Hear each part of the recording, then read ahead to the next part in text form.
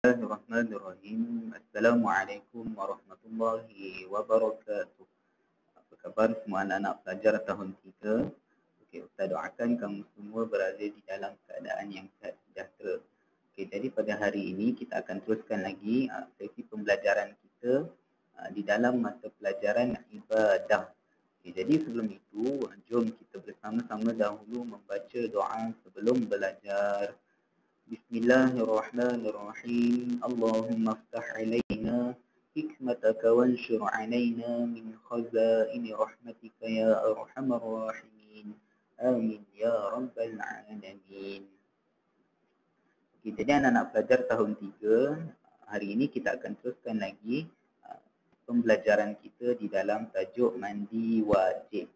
Iaitu tajuk yang kedua di dalam silibus pembelajaran yang ibadah tahun 3. Bab mandi wajib. Okay, sebelum ini kita dah kupas ataupun kita dah belajar banyak dah berkenaan dengan mandi wajib. Yang terbaru pada minggu lepas kita dah belajar cara-cara mandi wajib mengikut seperti apa yang telah digariskan oleh agama Islam.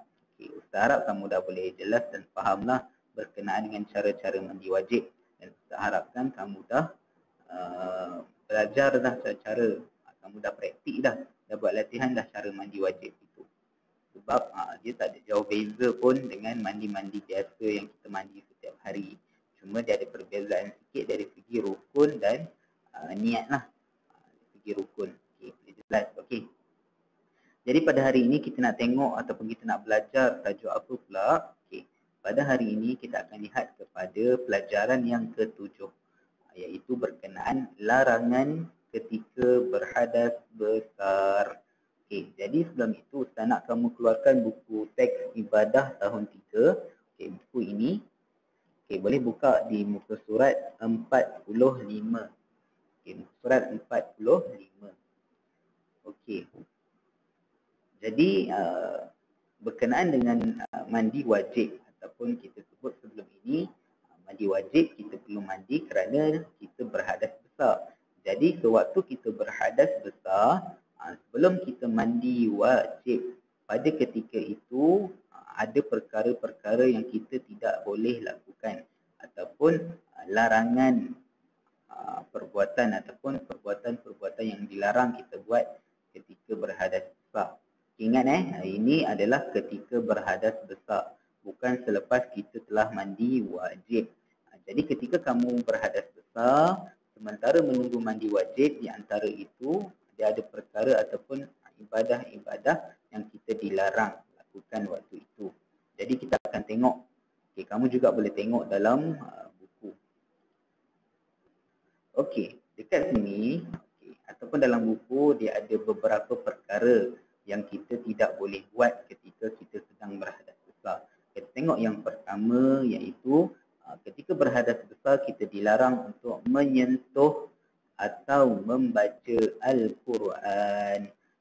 Sentuh, ambil Al-Quran, contoh Quran atas meja, kamu nak ambil, nak pindah je letak ke rak buku ataupun letak tempat simpan Al-Quran. Kamu sentuh ketika kamu sedang berhadas besar, itu perbuatan itu adalah salah, berdosa. Sebab waktu itu diri kamu tidak suci, tidak bersih ataupun sedang berhadas besar. Jadi walaupun kamu sentuh ataupun pegang ataupun membawa Al-Quran ketika itu waktu itu adalah waktu kamu berhadas besar, berdosa sekiranya kamu membawa, menyentuh ataupun memeganglah Al-Quran.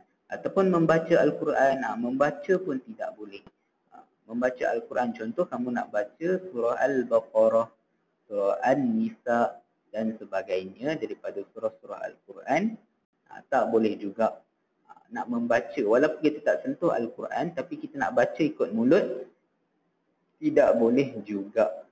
Sebab waktu itu diri kamu sedang berhadas besar, diri kamu sedang kotor.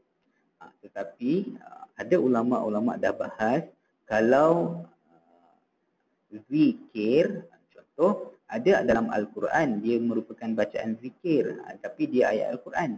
Tapi kalau dia itu zikir, dia dibolehkan untuk kamu membaca zikir daripada potongan ayat Al-Quran ketika berhadas besar. besar. Tapi yang paling utama kamu kena ingat, ketika berhadas besar tidak boleh langsung untuk sentuh Al-Quran ataupun membawa Al-Quran ataupun memegang Al-Quran juga membaca Al-Quran. Tak boleh.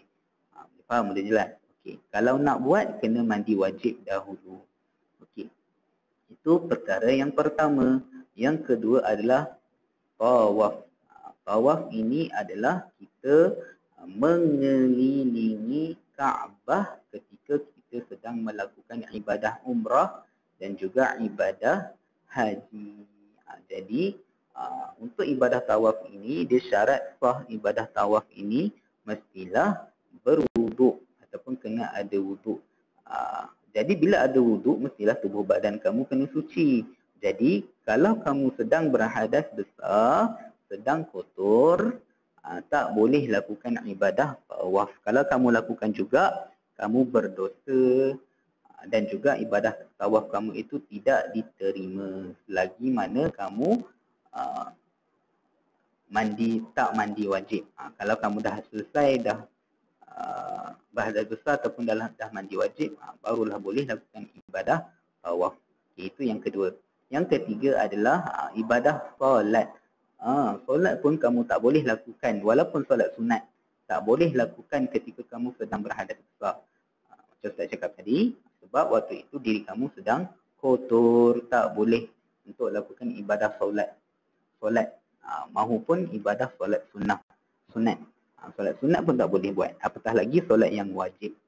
Maka tidak boleh. Jadi, kalau nak solat kena mandi wajib dahulu. Okay, boleh faham? Boleh jelas? Okey.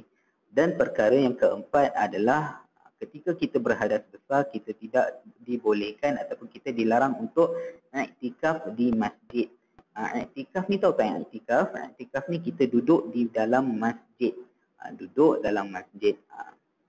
Duduk itu dikira iktikaf di dalam masjid. Perbuatan kita duduk dalam masjid ketika badan kita sedang berhadas besar juga adalah dilarang, berdosa. Kerana masjid adalah tempat yang suci, tempat yang bersih, adalah rumah Allah.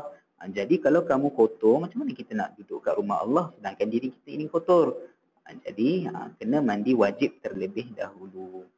Okay, jelas? Jadi ini adalah 4 perkara ataupun 4 larangan ketika kita sedang berhadas besar. Jadi kena ingat, bila kamu berhadas besar, jangan sesekali terlupa untuk ingat balik. Sebab ketika kita berhadas besar, waktu itu kita sedang kotor. Jadi banyak ibadah yang kita lakukan, dia memerlukan tubuh badan yang suci, yang bersih, dan perlu untuk kita berwuduk. Sebagai contoh, untuk solat dan tawaf kena ada wuduk, dan juga untuk menyentuh dan memegang Al-Quran kena ada wuduk. Jadi kena ingat, ketika kita berhadas besar, badan kita ini sedang kotor, tak boleh nak lakukan ibadah. Kalau kita nak tetap juga nak lakukan ibadah kita itu tidak diterima oleh Allah Subhanahu Wa Taala, dan juga kita dapat dosa kerana kita lakukan perkara yang Allah telah larang. Okay, boleh jelas, boleh faham?